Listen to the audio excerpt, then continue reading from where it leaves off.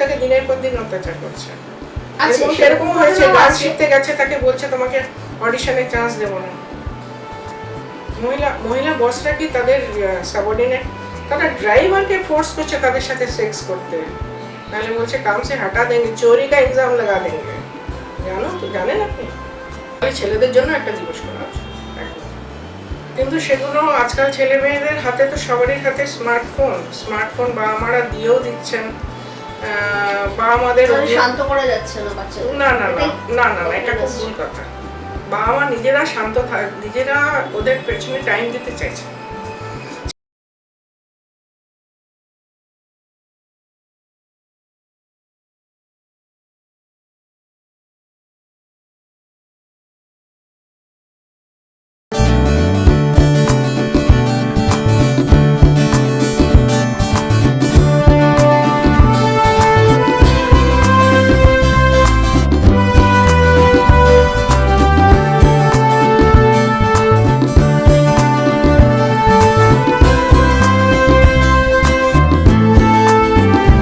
সমাজে তো এই আবর্জনাটা খুব বিছিয়ে গেছে, রূপ তৈরি হয়েছে যে আজকে ছেলেমেয়েরা কেন এরকম হচ্ছে তার আপনি সব জায়গায় ঘুরে ঘুরে বাচ্চা মানে বার করেছেন, চেষ্টা করেছেন, যেখানে কোনো অশান্তি দেখেছেন, গন্ডগোল কেন হচ্ছে, তো সেখান থেকে আপনিও খুঁজে পেয়েছেন। আপনার এই গুণ মানে ব্যাপারটা সত্যি অনেকের মধ্যে দেখা যায় না যে সাইকোলজি নিয়ে পড়েছে, পড়ার ভেতরেই আছে, বা নিজে প্রফেসর হয়েছে, প্রফেসর দিতে গেছে, বা কোনো পেশেন্ট এসছে তার পড়েছে। আপনি সমাজের সর্বত্র বিছিয়ে দিয়েছেন এবং নিজের কোনো স্বার্থ না রেখে, সেখান থেকে তো আপনার রেভিনিউ আসছে না, কিন্তু আপনি করে যাচ্ছেন। এবং তার থেকেও আপনি আরেকটা জিনিস আমরা দেখতে পাচ্ছি যে আপনি চলচ্চিত্র বানাচ্ছেন, সে শর্ট ফিল্ম হোক আর মেইন স্ট্রিম হোক, চলচ্চিত্র আমরা বলি সমাজের বহিঃপ্রকাশ, সমাজের আয়না, সেই সমাজ থেকে যেগুলো রিয়েল গুলো তুলে আসছে, তো সেটা আপনি সিনেমাতে দেখিয়েছেন। তো আপনার বার্তা কি হবে সমাজে, যে এই ধরনের রূপটা কি তুলে ফেলা যাবে, চেষ্টা কি আমরা করতে পারি? শিক্ষার অভাবটা ঠিক কোথায়? কোথাও তো শিক্ষার অভাব মনে হচ্ছে। না না, এখানে শিক্ষার অভাব না, এখানে হচ্ছে যে প্রত্যেকের মধ্যে না একটা সাংঘাতিক একটা হাই অ্যাম্বিশন ঢুকে গেছে। সেটা হচ্ছে যে প্রত্যেকেরই ইচ্ছে যে আমি I will live beyond my means. আমার মনে হচ্ছে যদিও আমার ক্যাপাবিলিটি নেই, কিন্তু আমার হাজবেন্ড যতটুকু আনছে সেটা দিয়ে আমি স্যাটিসফাইড নই। আমার ব্ল্যাক অ্যান্ড হোয়াইট টিভিতে চলে না, আমার বড় টিভি লাগে, আমার স্মার্টফোন লাগে। এবং অনেক সময় দেখা যাচ্ছে, এটা সবসময় যে মেয়েরাই দোষী তা না, অনেক সময় দেখা যাচ্ছে হাজবেন্ডরাও তার ওয়াইফকে বা তার কাউন্টার পার্টকে সেরকমভাবে কিছু দিতে চান না। তখন সে কি করবে? তার যে অ্যাম্বিশনটা, তার যে স্বপ্নটা, তখন দেখছে যে আমি আমার স্বামীর কাছ থেকে যখন পাচ্ছি না, তখন বাচ্চাটাকেই অবলম্বন করে এই কাজটা আমি করি। সেটাতে ওনারা কিন্তু দোষ গুণ এসব কিন্তু কিছু বিচার করছেন না, বা ন্যায় অন্যায় পাপ এসব ভাবছেন না। তখন ভাবছেন কি করে আমি আমার স্বপ্নটাকে চরিতার্থ করবো, যেন তেন প্রকারও করবে, এবং এটা আমার সন্তান, আমার জন্য এইটুকু, আমি ওর জন্য এতটা করছি, আমার জন্য এটা করতেই পারে। এটা করতে গিয়ে সাইকোলজি স্টাডিতে এটা কেন মনে হচ্ছে যে এই যে অ্যাম্বিশনটা বেড়েছে, অ্যাম্বিশনটা কেন বেড়েছে, কোথা থেকে শুরু হয়েছে? না, এটা শুরু হয়েছে, এটা হচ্ছে আপনি দেখুন, আপনি যখনই চারিপাশে তাকিয়ে দেখবেন, তখন আপনার মনে হবে যে ওর বাড়ির সামনে অত বড় একটা গাড়ি দাঁড়িয়ে আছে, আমি এরকম কিভাবে কিনতে পারি। তো you will always try to find the shortest route. আপনি দেখলেন ফেসবুকে একটা অ্যাড হয়তো দেখলেন অডিশন চলছে, আপনি ওখানে চলে যাবেন। আপনি ভাববেন যদি by hook or by crook আমি যদি এটাকে ক্লিক করতে পারি এনি হাউ, ঠিক আছে, এখানে ইউ হ্যাভ নো কমস, এখানে ওইসব কোনো ভ্যালু ট্যালু নেই। আপনার মনে হচ্ছে আমাকে I have to go to the top, আমাকে সেলিব্রিটি ব্র্যাকেটে আমাকে নিজেকে নিতে হবে, তাই জন্য আমি অডিশনে চলে যাব। অডিশনে গিয়ে আমি খুব ভালো করেই জানি ওখানে কি কি হয়, সবাই জানি আমরা, তা সত্ত্বেও আমি যাচ্ছি, গিয়ে যদি আলটিমেটলি দেখা যাচ্ছে যে আপনাকে সবাই এক্সপেক্ট করলো, আপনি যেই ভিখারি ছিলেন সেই ভিখারি হয়ে আবার ফিরে এলেন, মনে প্রাণে শরীরে মানসিকভাবে আপনি ভিখারি হয়ে ফিরে এলেন, তখন আপনার এই ফ্রাস্ট্রেশনটা কোথায় যাবে? হাজব্যান্ড আপনাকে পাত্তা দেয় না, বা ডিভোর্স হয়ে গেছে, হোয়াট ইউ ডু? বাচ্চাটা আছে আপনার অবলম্বন, তার খোরপোশ নিচ্ছেন, নিজেরটাও নিচ্ছেন, এটা তো চলছে না, তখন বাচ্চাটাকে সামনে এগিয়ে না, বাচ্চাটাকে লোকে এক্সপেক্ট করো কি যায়, চাইল্ড অ্যাবিউজ होता है, चलता है। बच्चे जब बड़े मानसिकता माइंड में हाँ हाँ बच्चे बड़े होंगे तो भूल जाएंगे, ऐसा सबको होता है। हमको भी हुआ था, मेरे चाचा मेरे को एक्सपायर किए थे, तो क्या हुआ? আমি বললাম তুমি তোমার মেয়েটা ওই সেখানে সেই রূপটা আবার ঢুকে আছে আরেকটা চাচা। এক্সাম্পল ফ্লাইটের ঘটনা। ফ্লাইটে আমার পাশে একটি মেয়ে বসে আছে, মানে অপূর্ব সুন্দরী দেখতে, আর তার ঠাকুমা বসে আছে, দিদা।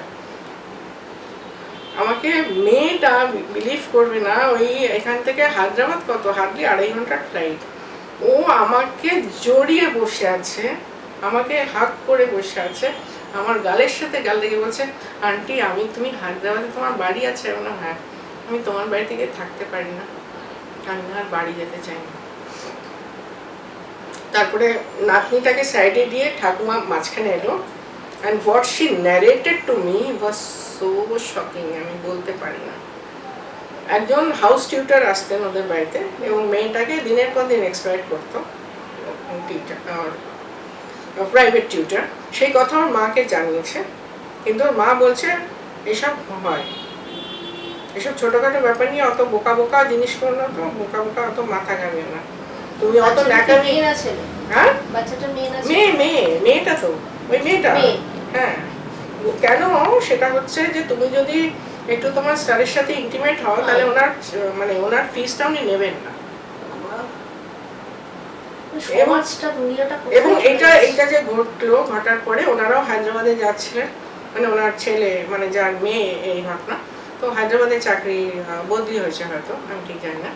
আর আমাদের তো ওখানে আছে এস্টাবলিশমেন্ট, ওখানে আমরা ট্রেনিং বগেরা করি, তো আমরা উই ওয়্যার ইন টাচ। আমার যেটা হয় আমি সবারই ফোন নাম্বার নিয়ে আমি চেষ্টা করি টাচে থাকতে, যদি আমার দ্বারা একটুও হেল্প হয়, এতটুকুও যদি হয় আমি সেটা করবো।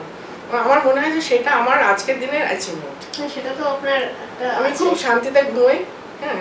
আমার কোনো টাকা পয়সার লোভ নেই, আমার কোনো টাকা পয়সা কারোর থেকে লাগবে না।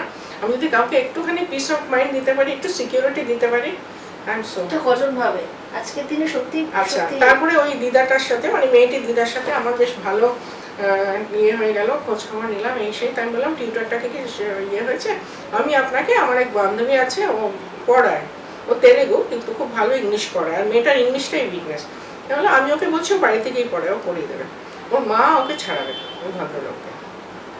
পড়ায় জানা গেল ভদ্রমহিলার সাথে ওই টিউটারের একটা ইলিসিট রিলেশনশিপ ছিল। ভদ্রমহিলা জানেন যে এই লোকটা কি টাইপের লোক, যে আমার মেয়েকে এক্সপ্লয়েট করছে, তার সাথেও তিনি রিলেশন চালিয়ে যাচ্ছে। ওয়াই? Because of money. এবং 12 দিন পরে যখন আমরা প্রায় ভাবছি কলকাতা ফিরে আসবো, আমাদের ট্রেনিং সেশনটা হয়ে গেছে, দুপুরবেলা আমি আর আমার হাজব্যান্ড খেতে বসেছি, ফোন এলো, বললো যে আর তোমাকে চিন্টুকে নিয়ে চিন্তা করতে হবে না, চিন্টু আর নেই, she has committed suicide। মারাত্মক পরিমাণ। এগুলো সব রিয়েল, নো স্টোরিজ, ট্রুথ। এটা হচ্ছে আমাদের সমাজ, এটা হচ্ছে মা, নিজের মা। যে কটা ঘটনা বললাম সব কিন্তু কেউ সব না, নিজের। এতক্ষণ পদ্মিনী দত্ত শর্মার সাথে কথা বললাম সমাজের, বিশেষত বাচ্চাদের বেড়ে ওঠা এবং এখনকার বৃদ্ধাশ্রম কেন, বা শিক্ষার পরিকাঠামো কোথায় আছে, সব জায়গায় ঘুরে ফিরে আমরা দুজনেই এখানে বসে আছি মহিলা, আমরা মহিলারা কি মায়ের জাত, অথচ মাই তার বাচ্চাকে ছোটবেলা থেকে এমন শিক্ষা দিয়েছে, মাই একটা বাচ্চার প্রথম শিক্ষক হয়, সেই শিক্ষাগুলো এমন জায়গায় চলে গেছে, কোথাও দেখছি সে বৃদ্ধাশ্রমে চলে গেছে, তার বাচ্চা কোথাও সুইসাইড করেছে। দিদির সাথে এবার একটা অন্য বিষয় নিয়ে আলোচনা করব। আপনি এটার উপর একটা বিশ্লেষণ করেছেন বলে আমি জানি, যেটা ক্রিপ্টোম্যানি এবং প্যাথোলজিক্যাল লায়ার। তো আপনার দৃষ্টিভঙ্গিতে আপনি কিভাবে এটাকে দেখেছেন? দেখুন, ক্লেপ্টোম্যানিয়া হচ্ছে এটা একটা টার্ম, এটা একটা মেডিকেল টার্ম। এটাকে খুব আমরা আসলে না খুব গাল ভর্তি বড় বড় নাম বলতে বা শুনতে খুব ভালোবাসি।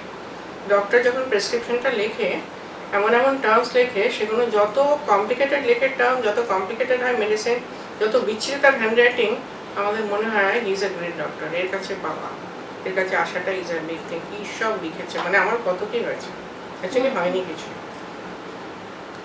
রিসেন্টলি আমি এরকম একটা ঘটনার শিকার, আমি নিজে কলকাতায় এসে আমার হঠাৎ করে বেশ কিছুদিন out of stress due to certain family matters, তো হঠাৎ করে মাথায় একটু যন্ত্রণা হচ্ছিল। তো আমাকে সবাই অ্যাডভাইস করলো একজন ডাক্তার আমাদের বাড়ির কাছাকাছি বসেন, খুব নাম যশ খ্যাতিটা, তিনি মার্সিডিস চড়েন, তো তার কাছে দেখাতে তার অ্যাপয়েন্টমেন্ট পাওয়া নাকি 3-4 মাসের আগে পাওয়া যায় না। যাই হোক, আমি কোনোভাবে খুব লাকি, আমি পেয়ে গেলাম, ওনার কাছে গেলাম।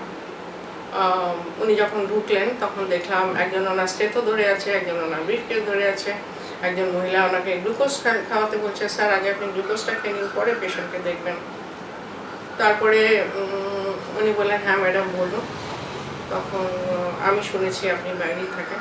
আমিও না বাইরে গেছি, আমি কিছুদিন আগে সুইজারল্যান্ড গেলাম, তার আগে এখানে গেলাম। লর্ডসে আপনি খেলা দেখেছেন? আমি তখন ভাবছি আমার ভীষণ খিদে পেয়ে গেছে, আমার প্রবলেমটা বলো।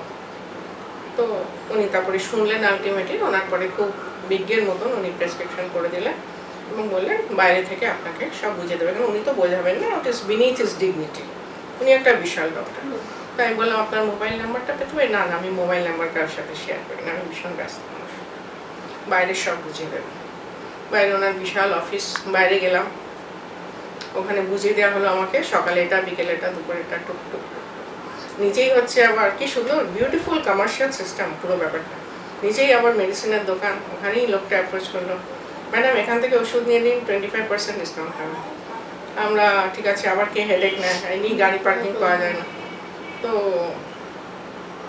মেডিসিনও নিয়ে আমরা চলে এসেছি, চলে এসে অ্যারাউন্ড 5:30 মতন হয়ে গেছে। তো তখন আমরা এতটাই টায়ার্ড, খাওয়া দাওয়া হয়নি, তো আমরা দুজনেই খেয়ে দিয়ে আমরা ঘুমিয়ে পড়েছি।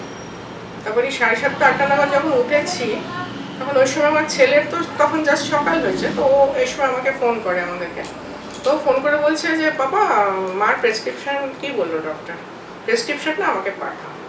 তো যখন হোয়াটসঅ্যাপ প্রেসক্রিপশনটা পাঠালো, তখন বলছে আমার ছেলে যে I thought both of you were learned, তোমরা কি দুজনেই কি মানে একদম মানে what's wrong with you guys? আমরা না দুজনেই অবাক, মানে কি বলছে ও ফোনে, এরকম এরকম করে কেন বলছে?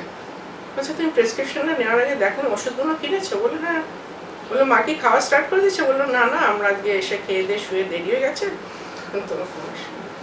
বলছে এগুলো কার সিমটমস, কার এজ, কার ওয়েট, সব কি লেখা আছে, tingling sensation under the leg, এগুলো তো মার সিমটম বলে আমি জানি না। মা তো মাথা যন্ত্রণার জন্য গিয়েছিল, মার বয়স লিখেছে 47, আমি 30, মা 47, কি করে?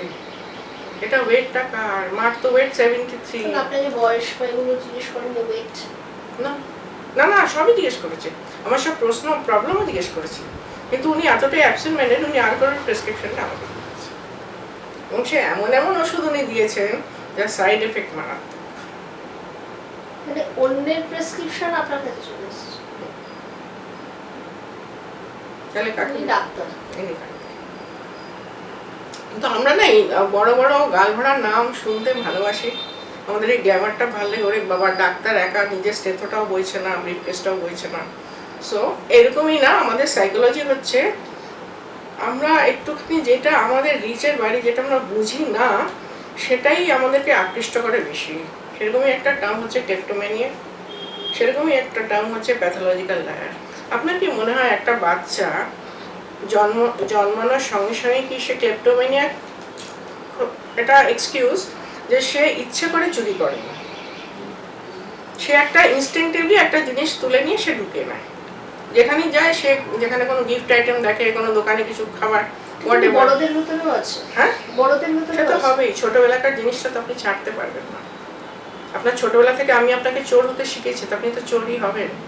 আপনি ছোটবেলা থেকে আমি তো আপনাকে শিখিয়েছি যে স্কুল থেকে রাবার পেন্সিল যা পাবি নিয়ে আসবি, তাহলে আচ্ছা কিয়া বেটা উनको लेना नहीं पड़ेगा।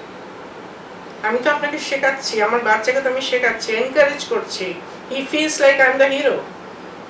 আমি মিথ্যে কথা বলেছি? আমি যখন একটা বাচ্চা যখন কিছু একটা স্কুলের ব্যাগে কিছু একটা জিনিস নিয়ে আসে যেটা তার নয়, every guardian should ask, specially the mother, যে তুমি এটা তুমি কোথা থেকে পেয়েছো, যার জিনিস তাকে ফেরত দিয়ে আসবে। কিন্তু যেই বাচ্চাটা চুরি করছে না, সে কিন্তু আগে থেকে প্ল্যান করেই আসছে আনসারটা কি দেবো। মা তো জিজ্ঞেস করবে, কিন্তু আমার তো রাবারটা ভালো লেগেছে, ওর এই 4 কালার পেনটা তো আমার ভালো লেগেছে। আমি বাড়িতে যেতে যেতে, আমি রাস্তায় যেতে যেতে বা বাসে আসতে আসতে আমি কিন্তু মেন্টালি আনসারটা প্রিপেয়ার করে নিচ্ছি, যে আমি বলবো যে আজকে ওর বার্থডে ছিল, বা আমি ভুলে গেছিলাম, বা সাম ননসেন্স। এবং আমার মা কিন্তু সেটা জোর করছে না। দেখুন দুটো রকম সাইকোলজি প্লে করে পেরেন্টসের মধ্যে। ছোটবেলায় আমাদেরকে শেখানো হয় যে কারোর জিনিস না বলিয়া নিলে সেটাকে চুরি করা। আবার আরেকটা সাইকোলজি আছে, কিছু পেরেন্টস এটা মনে করেন ছোটবেলা থেকে বাচ্চাকে শেখান যে কেউ কিছু দিলে নেবে না, কিছু দিলে খাবে না, যদি নাও থ্যাংক ইউ বলবে, আর কারোর বাড়িতে গিয়ে কোনো জিনিসে হাত দেবে না। এটাই তো শেখায়। বাট কোনো গার্जियन যদি শেখায় যে বাহ বাহ बहुत अच्छा शौकीस बेटा कहाँ से लेके आया, वो आंटी अरे रख दे मस्त, তাহলে কি বাচ্চা শিখবে? সে বাচ্চা যখন বড় হচ্ছে, সে অফিস থেকে জিনিস চুরি করছে, সে হোটেলে যখন যাচ্ছে, আমি এরকম বলতে চাইছি ক্রিপ্টোম্যানিয়া অ্যাকচুয়ালি কোনো রোগ নয়, এটা কোনো শিক্ষার ফল একদম। এবং আপনি যে প্রশ্নটা করলেন যে ক্লেপ্টোম্যানিয়া কি আর হ্যাবিচুয়াল লায়ার বা প্যাথোলজিক্যাল লায়ার কি, this two are interrelated. আমি যখন চুরি করব, আমি কিন্তু মিথ্যে কথা, সেটার জন্য স্টোরিটা কিন্তু আমি বানিয়ে নেব, খুব কনভিন্সিং স্টোরি হবে। এবং এরা বড় হতে হতে যখন বড় হয়, এদের এই জিনিসটা কিন্তু বাড়ে। এখানেও আবার আমার লাইফে বোধহয় সব রকম ঘটনারই আমি সাক্ষী আর কি, মানে নিজে।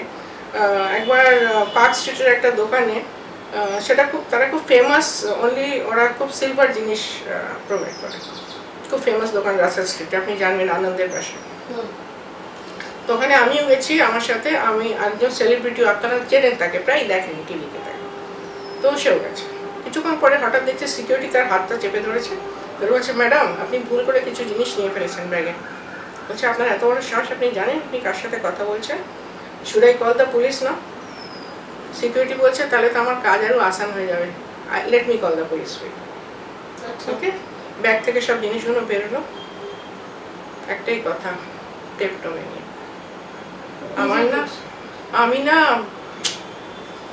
আমার যে কি হয় আমি না একদম বুঝতে পারি না, জানেন তো। আমি কি ইচ্ছে করে এরকম করি বলুন? আমার না সেই সময় কি যে হয় না, একটা না মোমেন্টারি ল্যাপস অফ স্যানিটি বলে, জানেন সেটাকে? মোমেন্টারি ল্যাপস অফ স্যানিটি বলে সেটাকে। ডাক্তাররা আমাকে বলেছে এটা সারবে না, জানেন। আই এম সো সরি, আমি আপনাদের সাথে তর্ক করলাম। এটা আমার একদম, আমি এগুলো নিয়ে কী করবো বলুন? আপনাকে আমার দেখে মনে হয় আমি কি সিলভার জুয়েলারি পরি? আমি তো শুধু ডায়মন্ডস পরি। আমি ক্লেপ্টোম্যানিয়া, তাহলে আমাকে কিছু করবেন না। সেদিন ছাড়া পেয়ে গেলেন, তো এটা তো উনি করতেই থাকবেন, একদিন তো ধরা পড়বেন, আর বড় ব্যাপার, তখন কি হবে? তো ক্লেপ্টোম্যানিয়া কোনো বাচ্চা জন্ম থেকে কিন্তু সে চোর হয় না, সে মিথ্যাবাদীও হয় না, সে স্কাউন্ডারও হয় না, সে রেপিস্টও হয় না। সবটাই তৈরি করা হয়, এটা ঠিক কথা। একটা বাচ্চাকে যদি দিনের পর দিন নির্যাতন করা হয়, কেউ এরকম কাজ করছে, চুরি করা, সে নিজেকে বাঁচার জন্য কি মনে হয় ক্লেপ্টোম্যানিয়া বলে দিল, বা উল্টো দিক বুঝে যাচ্ছে। সে তো ছোটবেলা থেকে দেখছে যে আমার বাবা মাকে মিথ্যে কথা বলছে, মা বাবাকে মিথ্যে কথা বলছে, আমাকে ফোন করে বলে দিতে বলছে, বলে দে আমরা এখন বাড়ি নেই। তো এটা তো খুব ন্যাচারাল জিনিস, মিথ্যে কথা বলাই যেতে পারে। দিস আর হোয়াইট লাইস, কি হয়েছে বললে? কারোর তো ক্ষতি হচ্ছে। মা তো বাবাকে রোজ মিথ্যে কথা বলে, মা তো লুকিয়ে লুকিয়ে বাবার নিজের বসের সাথে অ্যাফেয়ার করে, বাবা আরেকটা মহিলার সাথে অ্যাফেয়ার করে, দুজনে তো জনকে মিথ্যা কথা বলছে, দিব্যি আছে, তো কি হয়েছে? প্রবলেম কি? সবটাই আজকে সমাজে এরকম এভরিথিং ইজ ওকে। হ্যাঁ, সেই ক্লেপ্টোম্যানিয়া বলুন আর এই প্যাথোলজিক্যাল লায়ার বলুন, যেগুলো জাস্ট। এটাও আমরা একটা তথ্য পেলাম, হ্যাঁ সত্যি বলে কেউ হঠাৎ করে অনেক বড় মহিলা, আমরা সবাই মিথ্যে কথা বলি, হঠাৎ করে অনেক মুভিতেও দেখা যাচ্ছে চাপা দিয়ে জিনিসটা নিয়ে যাচ্ছে, এটাকে বলা হচ্ছে ক্লেপ্টোম্যানিয়া একটা রোগ বা প্যাথোলজিক্যাল লায়ারও বলছে, দেখেওছে। আমরা সব দেখুন দুটো জিনিস সাইকোলজি প্লে করে, আমরা কিন্তু সবাই, আর যদি এরকম কেউ বলতে পারবে না, সে যে কোনো কারণেই হোক, আমরা কিন্তু কেউ না কেউ, মানে প্রত্যেকে নিজের লাইফে অনেকবার মিথ্যে কথা বলি, নানা কারণে বলি, কারণে অকারণেও বলি, সেটা বলি। এবং আরেকটা জিনিস হচ্ছে, এই যে ক্লেপ্টোম্যানিয়াটা তৈরি হয়, আমাদের কিন্তু একটা জিনিস লক্ষ্য করবেন, আমাদের না কিন্তু পরের জিনিসের উপরে একটা আলাদা আকর্ষণ তৈরি হয়। মানে বাহ কি সুন্দর, ওর গাড়িটা কি সুন্দর, এমনকি আমি এরকম বলতে শুনেছি, ওর হাজবেন্ডটা কি সুন্দর, একদিন ডেটে যেতে পারতাম, তার হাজবেন্ডটাও সুন্দর। আপনি বলুন না আজকে বলিউডে, আপনি বলুন না আজকে বলিউডের এতগুলো মহিলারা যাদেরকে দিয়ে আপনারা এসে ফিতে কাটান, কি বলে নন্দনে বা কোথায় কোথায় তাদেরকে চিফ গেস্ট করেন, তারা প্রত্যেকে একটা ম্যারিড ম্যানকে কেন বিয়ে করেছে বলুন তো? ব্যাচেলার ছিল না। একটা ঘর ভেঙে দিচ্ছেন আপনারা, তারপরে মিথ্যে কথা বলছেন সাজিয়ে গুজিয়ে সুন্দর করে। একজন খুব নামকরা সেলিব্রিটি, নামকরা খুব বিশাল পজিশনে তিনি আছেন, তিনি প্রথমে তার বন্ধুর বাড়িতে এলেন, এসে বললেন যে আমার কাছে ভালো জামা কাপড় নেই, বিকজ ওর বন্ধু খুব, আমরা দুজনে ওই লোখণ্ডওয়ালাতে আমরা সেম অ্যাপার্টমেন্ট শেয়ার করতাম। তো ওর বন্ধু বললো যে আমার অডিশন আছে, তো আমার তো ভালো জামা কাপড় নেই, আর তোর তো গার্মেন্টেরই দোকান, তুই তো গার্মেন্ট ফ্যাক্টরি তোর, তো আমাকে কিছুদিন একটু থাকতে দিবি আর অডিশনগুলো হবে। তো বললো হ্যাঁ যাও। ও তো বুঝতেও পারেনি, আমরা কেউ বুঝতে পারিনি। She is also very famous, আপনারা সবাই জানেন, একটু দিমাগ লাগালেই তার নাম। সে এখন সিরিয়ালের খুব নাম করা, আবার এসছে তার সেকেন্ড এডিশন, একটু ভাবলে বুঝতে পারবেন কি। তো সে এসে শুধু তার হাজবেন্ডকে তো নিলই না, যে ওকে জায়গা দিল, মাথা গোঁজার ঠাঁই দিল, জামা দিল, কাপড় দিল, যাওয়া আসার জন্য গাড়ি দিল, টাকা দিল, পয়সা দিল, এত সাপোর্ট করলো, যার জন্য আজকে সে সিরিয়ালের এত নাম করা নাম্বার 1 টপ হিরোইন। তার হাজবেন্ডটাকে সে চুরি করে না, এটা চুরি। This is nothing but theft. এটা আমাদের প্রবৃত্তি। এবং অনেক মাকে আমি এরকম বলতে শুনেছি, আবার আমি কামিং ব্যাক টু মা অনলি, মানে হয়তো অনেকে আমাকে বলে যে তুমি ভীষণ বায়াস, তুমি ছেলেদের কোনো দোষ দেখো না, কিন্তু আমি বলতে শুনেছি মায়েদের, মহিলার মুখে, যে চুরি বিদ্যা বড় বিদ্যা, যদি না পড়ো ধরা। তাহলে কি শেখাচ্ছি? আপনি কোন সমাজের কথা বলছেন?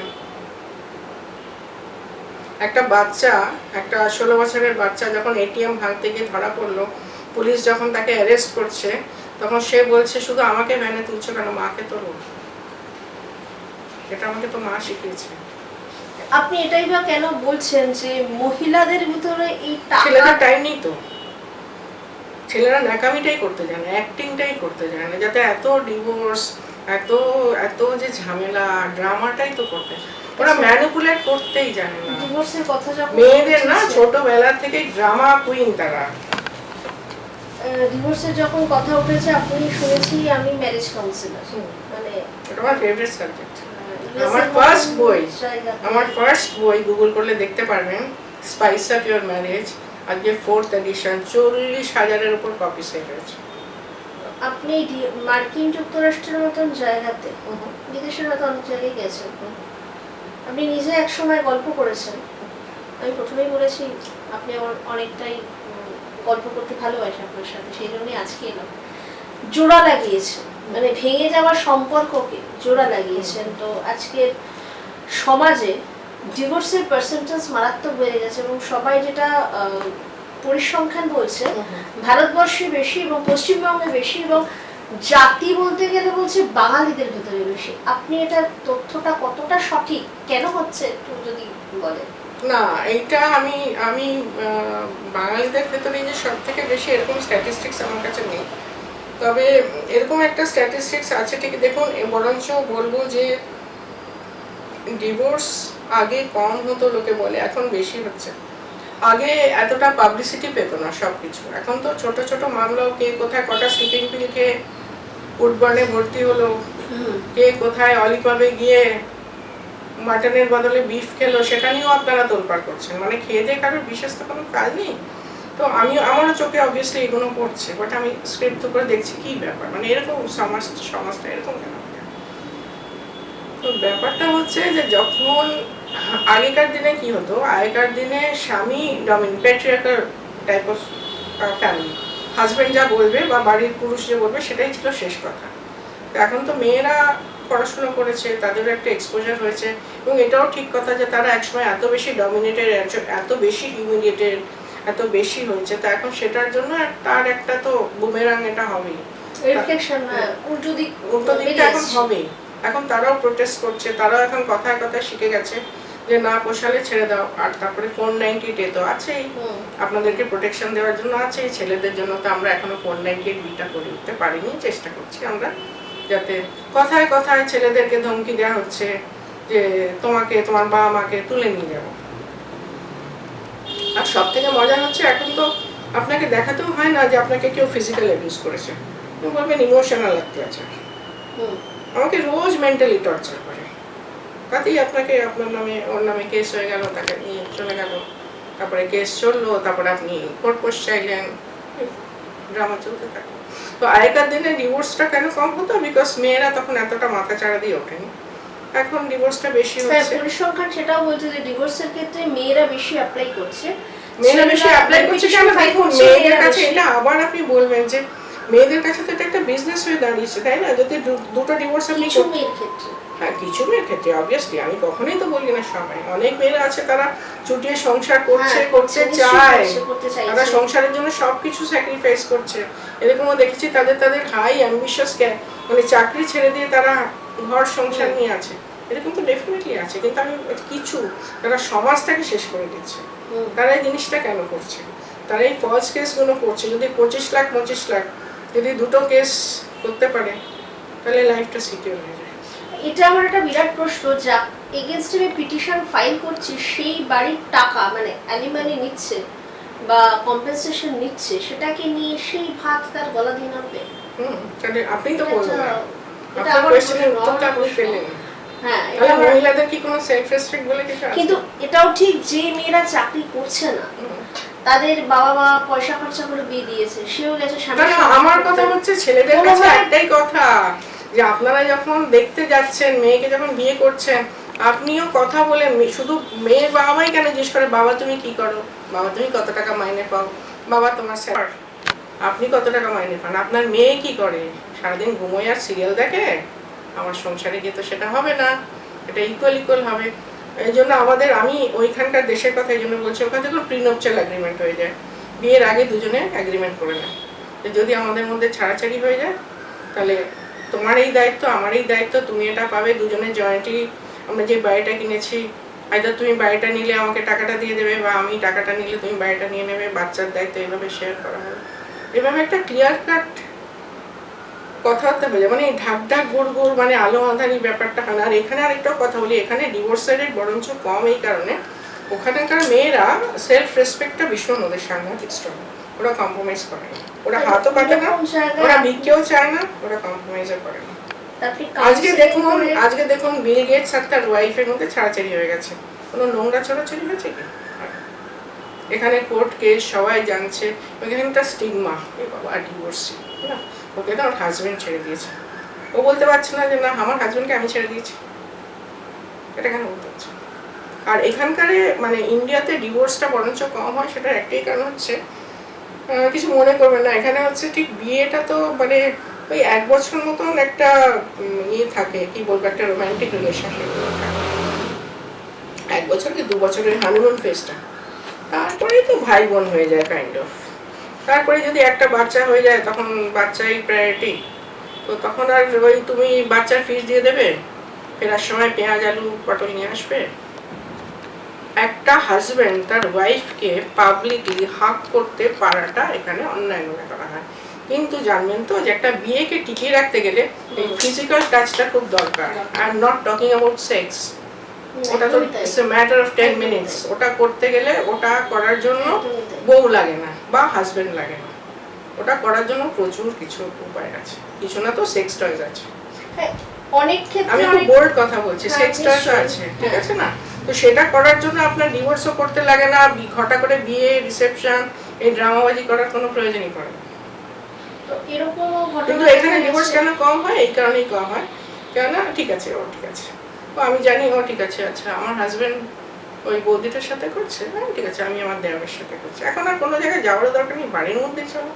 আপনি দেখেছেন তো চারুলতা, কবেকার ঘটনা, চারুলতা, চোখের বালি, ঘরে বাইরে সব জায়গাতে এক্সট্রা ম্যারিটাল। কে করছে এক্সট্রা ম্যারিটাল অ্যাফেয়ার?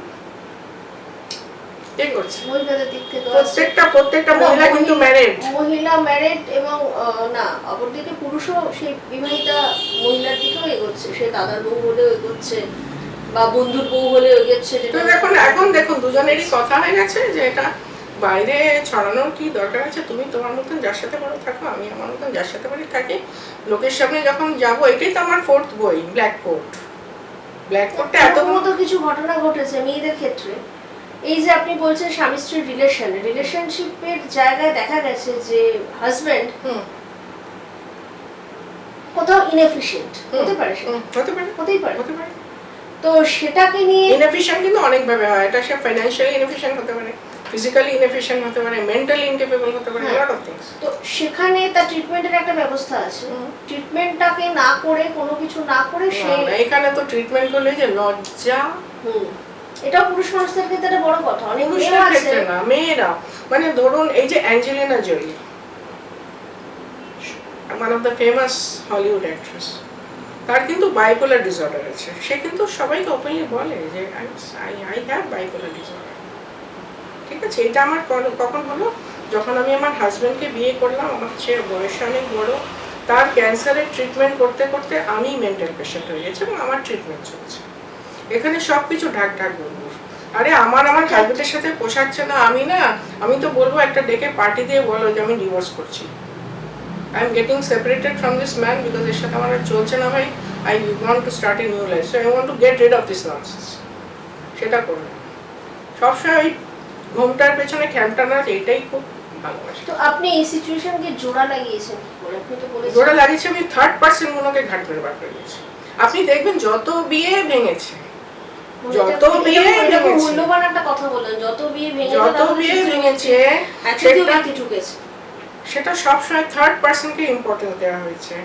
আইদার ছেলের বাড়ির ছেলের বোনেরা এখানে একটা খুব ইম্পর্টেন্ট রোল প্লে করে, ছেলের মাও করে, মেয়ের মাও করে। এই ঘুষঘুষ ফুসফুস, তুই ওখানে করবি না, তুই অত পাত্তা দিবি না, তুই আর তোর বরের জন্য খালি করবি, শ্বশুর শাশুড়িকে অত পাত্তা দিবি না। আবার ছেলের বোনও, কারণ একজন শাশুড়ি সে তো মা, মেয়ে জামাই এক হয়ে জড়াজড়ি করছে, খুব ভালো লাগছে, আমার মেয়েকে আমার জামাই খুব ভালো লাগে, আমার ছেলেকে আমার বউ আলাদা করে দিল।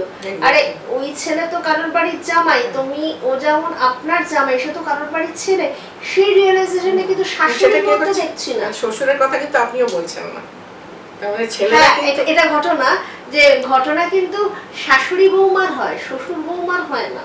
আবার এদিকেও শ্বশুর জামাইয়ের হয় না। আপনি দেখবেন যত এই যে ড্রামা, এই যে পুলিশ স্টেশনে গিয়ে ড্রামা, কোর্টে গিয়ে ড্রামা, জামা কাপড় ছেঁড়া এবং লোকটাকে এরকম বলে দিচ্ছে যে he is totally incompetent, he is lousy in the bed, কোনো টেস্ট হচ্ছে না ওখানে, কিন্তু সঙ্গে সঙ্গে এটা উচিত টেস্ট করা উচিত, ওখানে কিন্তু সঙ্গে সঙ্গে টেস্ট করা উচিত। আপনি কথা বলছেন একটা ছেলের পৌরুষত্ব নিয়ে, আপনি তাকে কোশ্চেন করছেন, একদমই উচিত। হ্যাঁ, তো সঙ্গে সঙ্গে হি শুড সে ঠিক আছে মেডিকেল টেস্ট হয়ে যাক। এটা কেন বলছেন? কেন বলছেন? এটা একদমই উচিত। ঢাকঢাক গুড়গুড় কেন? আমি কি করেছি, সেটার সময় দুজনকে সামনাসামনি বসেছি এবং বলেছি তোমরা 6 মাস দুজনে একসাথে থাকো, তোমার মা, এর বাবা, এর বোন, এর ফ্রেন্ডস, না নো অ্যাডভাইস, নো অ্যাডভাইস।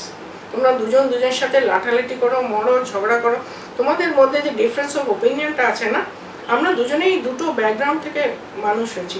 দেখো আমার হাজবেন্ডের সঙ্গে আমার কিন্তু একেবারে মেলে না, মানে ব্যাকগ্রাউন্ড ওয়াইজ। আমার বাবা লালবাতি গাড়িতেই চলে আমি ছোটবেলা থেকে মানুষ, ঠিক আছে, এরা হচ্ছে বিজনেস ফ্যামিলি, এদের টাকা আছে, আছে, কিন্তু আমাদের একটা আলাদা স্ট্যান্ডার্ড। আমরা জানি সানডে হলে গ্র্যান্ডে গিয়ে ভাই ব্রেকফাস্ট করতে হয়, কাঁটা চামচ ছুরি, এটা ছোটবেলা থেকে আমরা জানি, পার্টিতে যেতে হয়, এই করতে হয়।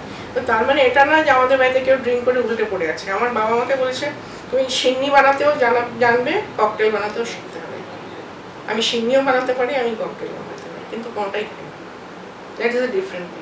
সেটা হচ্ছে ব্যালেন্সটা আপনাকে করতে হবে। Balancing your life is in your own hands. বিয়ে ভাঙছে খুব ছোট অনেক। আরেকটা ইস্যু ডিভোর্সের ক্ষেত্রে যখন উঠেছে কথাটা, যে মেয়েদের ক্ষেত্রে খুব বলা হচ্ছে, মেয়েদের ক্ষেত্রে 2-3টে পয়েন্ট, মেন্টাল ক্রুয়েলটিটা কি টাইপের, মানে অনেক রকম। মেন্টাল ক্রুয়েলটি কথাটা যথেষ্ট মানে আছে, কেননা যখন যে কোনো বাড়িতে যখন ঝগড়াঝাঁটি হয়, আপনি দেখবেন আপনি খালি পুরুষের গলাটাই পাচ্ছেন, বিকজ ও তো চেঁচাচ্ছে, ও তো ড্রামা করতে জানছে না, এইখান থেকে পিন মারছে আসতে একটু, তোমার কথা বলো তো, ওটাকে আমি রোজগার করো, ওই তো তোমার বুড়ো। এখানে এইটুকু আস্তে আস্তে বলছে বাড়ির লোকজন, হ্যাঁ তুমি এত বড় কথা বললে, তুমি আমার বাবা তুলে বললে, তুমি আমার গুণ দেখাচ্ছ, একবারে কিন্তু বলছে না তুমি কি করছো, হোয়াট ইজ ইয়োর কন্ট্রিবিউশন, তুমি কি করছো, বরটা কি করছে, ছেলেটা কি করছে, রেগে গিয়ে ঠাস করে একটা চড় মেরে দিচ্ছে, সঙ্গে সঙ্গে পুলিশ কেস হয়ে যাচ্ছে, এই কিন্তু টুকটুক করে পিন মারছে। তো এই ড্রামাটা ছেলেরা যতদিন না শিখবে, যতদিন সিদ্ধাটা সোজা না করবে, যতদিন একটা বড় কথা, আর যতদিন মনে করবে যে এটা আমার আর ওয়াইফের, এটা বিটুইন ইউ অ্যান্ড আই, ওয়াইফেরও তাই, হাজব্যান্ড এন্ড ওয়াইফ, এন্ড হাজব্যান্ডের ক্ষেত্রে husband and third person interference যতদিন চলবে ততদিন এই বিয়েকে কেউই সামাল দিতে পারবে না। ওই ঘরে ঘরে এই জিনিসই চলছে। কিছুদিন আগে নারী দিবস গেছে, আমরা আজ কথা বলছিলাম সবটাই মেয়েদের নিয়ে। তো 8th মার্চের সিগনিফিকেন্সটা মানে আপনি কি বার্তা দেবেন? এই ব্যাপারে আমার কোনো বার্তা নেই। আমার মনে হচ্ছে কমপ্লিট একটা কি বলবো, ওই থ্যাঙ্কস গিভিং মেমোরি, এগুলো সব হচ্ছে ওই কার্ড ফার উইকটা হাইপ ক্রিয়েট করা আর কি। Women's day why for one day, 365 days. হ্যাঁ, সেটা অনেকে বলে থাকে যে আমরা সারা বছর সারা জীবন লড়াই করছি, কি লড়াই? কি ধরনের লড়াই? সেই সম্মান কি ধরনের লড়াই? রকমের আমরা ঘরে হচ্ছি, বাইরে হচ্ছে, কারণ বাইরে তো বেরোচ্ছেন না। বাইরে তো বেরোচ্ছে, যারা বেরোচ্ছে, যেমন ধর্ষণ, আচ্ছা, এটা একটা ভাইটাল পয়েন্ট। শারীরিক নির্যাতন শুধু ছেলেরাই করছে, এটা তো বড় ছেলেরাই মাত্রায় করছে। তো হচ্ছে। কে বলেছে আপনাকে? কে বলেছে আপনাকে? আমি 3টে ছেলে এই মুহূর্তে দাঁড় করে দেবো আজকে আমার কাছে আসার কথা। একটা 16 বছরের ছেলে, তার বাবা মা আমাকে বলছে যে তার দিনের পর দিন তার বৌদি, তার হাজবেন্ড, বৌদিটার হাজবেন্ড মানে ছেলেটার দাদা নেভিতে কাজ করে, ঠিক আছে, সে বাড়ি আসতে পারে না, তাকে জোর করে এই ভদ্রমহিলা দিনের পর দিন এমন পরিস্থিতি করেছে, সে এখন নিজেকে আর ছেলে বলে মানতেই চাইছে না। সে বলছে আমি সেক্স চেঞ্জ করে নেব। সে পুরো মেন্টালি পাগল হয়ে গেছে। কে আপনাকে বলেছে যে শুধু মেয়েরাই ছেলেরাই ধর্ষণ করে? সব ছেলেরা রেপিস্ট, সব মেয়েরা সত্যি। এই যে বড় বড় যে ঘটনাগুলো হয়েছে, যেগুলোকে নিয়ে আন্দোলন চলছে, এখানে তো আপনি মানবেন একজন ডাক্তারের যে ঘটনা ঘটেছে, আমরা সবাই জানি আরজিকরের ঘটনা, ওটাকে হাইলাইট করা হয়েছে বলে আপনি জানেন। ছেলের ঘটনাটা তো সত্যি, এখানে অনেক সত্যি। হ্যাঁ, তো এরকম অনেক সত্যি ঘটনা আছে যেগুলো চাপা পড়ে যাচ্ছে। যেমন ধরো এরকম অনেক ঘটনা আছে, আমার চেনা জন লিভিস বলে যে ছেলেটাকে পার্ক স্ট্রিট থেকে তুলে নিয়ে গেল, এক মারওয়াড়ি ইন্ডাস্ট্রিয়ালিস্টের ওয়াইফ, তার 55 বছর বয়স, তাকে পার্ক স্ট্রিট থেকে, আপনি জানেন নিশ্চয়ই কোথায় এসব হয়, কোথা থেকে, এদেরকে বলা হয় জিগোলোস, ঠিক আছে, এরা মেল প্রস্টিটিউটস, ওকে, বাট এরাও তো টাকা রোজগারের জন্য করছে। মেয়েরাও যেরকম একটা সার্ভিস দিচ্ছে, এরাও একটা সার্ভিস দিচ্ছে। তো সেটা কি হচ্ছে যে ওই ভদ্রমহিলা, শি ইজ অ্যারাউন্ড 55-60 whatever, তো এই ছেলেটিকে তুলে নিয়ে গেছে, নিয়ে গিয়ে একটা কি বলে, তার তো বিশাল সমাজ, তার husband one of the respected top industrialist of West Bengal, all over ইন্ডিয়াতেই তার ব্যবসা, বিশাল বিশাল ব্যবসা। তো সে তারপরে নিয়ে যাওয়ার পরে ছেলেটা 3 দিন পরে ছাড়া পেয়েছে। ওর মা বাবা প্রচণ্ড চিন্তিত, ওরা তো খ্রিস্টান, ওর মা খুব চিন্তিত, অসুস্থ হয়ে পড়লো ওর মা ছেলেকে না পেয়ে। ছেলে 3 দিন পরে যখন ফেরত এলো, তখন সে মেন্টালি নিজের মধ্যে নিজে নেই, তার সারা গায়ে ব্রুজড, মানে দাগ। মানে ভদ্রমহিলা ওকে তুলে নিয়ে গেল ঠিকই, কিন্তু ওদের কন্ডিশন ছিল যে ওনারই এজে আরও 3 জনকে ওকে একা স্যাটিসফাই করতে হবে। ওকে চটি দিয়ে মেরেছে, জুতো দিয়ে মেরেছে, ওকে পিন ফুটে দিয়েছে। আপনি শুধু সিগারেটের ছ্যাঁকা দেখেছেন, আমি পেরেক ঠুকিয়ে দিতে দেখেছি মহিলাদের, ছেলেদের গায়ে। আপনি দেখেছেন, শুনেছেন? যেগুলো হাইলাইট করা হয় সেগুলোই দেখছেন। এটা তো এই যে যেটা আরজিকর, এটা তো একটা সিঙ্গেল ইনস্ট্যান্স।